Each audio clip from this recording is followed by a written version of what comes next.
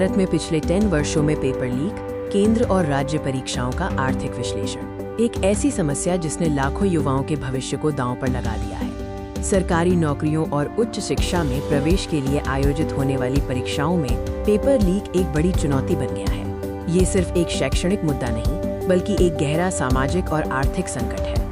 इस वीडियो का मुख्य उद्देश्य पिछले 10 वर्षों में भारत में पेपर लीक की बढ़ती हुई घटनाओं का विश्लेषण करना और उनके गंभीर आर्थिक प्रभावों को समझना है। पेपर लीक की ये समस्या केंद्र सरकार द्वारा आयोजित एसएससी, रेलवे, नीट जैसी बड़ी परीक्षाओं से लेकर राज्यों की भर्ती और प्रवेश परीक्षाओं तक हर स्तर पर लाखों उम्मीदवारों को प्रभावित कर रही है। पिछले एक दशक में पेपर लीक की घटनाओं की संख्या में भारी वृद्धि देखी गई है, जिसने परीक्षा प्रणाली की विश्वसनीयता पर गंभीर सवाल खड़े किए हैं।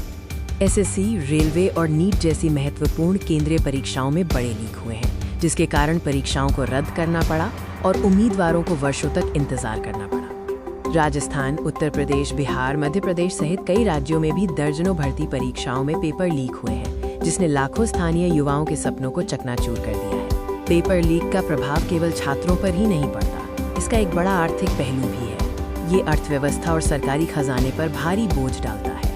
जब कोई परीक्षा लीक होने के कारण रद्द होती है, तो सरकार को पुनः परीक्षा आयोजित करने में करोड़ों रुपए खर्च करने पड़ते हैं। इसमें प्रिंटिंग, परिवहन, सुरक्षा और प्रशासनिक खर्च शामिल हैं, जो सीधे तौर पर राजकोष को प्रभावित करते हैं। छात्रों को कोचिंग फीस, अध्ययन सामग्री, परीक्षा केंद्रों तक यात्रा का खर्च और शहरों में रहने का खर्च उठाना पड़ता है। बार बार लीक होने से ये लागत कई गुना बढ़ जाती है, जिससे गरीब और मध्यम वर्गीय परिवारों पर दबाव पड़ता है। पेपर लीक से भर्ती प्रक्रिया में अनावश्यक देरी होती है, जिससे युवाओं के महत्वपूर्ण वर्ष बर्बाद होते हैं और देश में बेरोजगारी की समस्या और गंभीर हो जाती है। ये युवाओं के अवसरों का सीधा नुकसान है। पेपर लीक कोई आकस्मिक घटना नहीं है, इसके पीछे एक संगठित, पनपने वाली अवैध अर्थव्यवस्था है, जिसे लीक की अर्थव्यवस्था कहा जा सकता है। पेपर लीक में संगठित गिरोह शामिल होते हैं, जो जटिल नेटवर्क बनाकर काम करते हैं।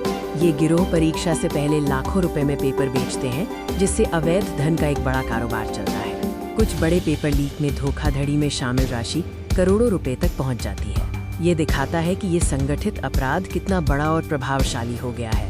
इस गंभीर समस्या का समाधान खोजने के लिए व्यापक और तत्काल कार्रवाई की आवश्यकता है।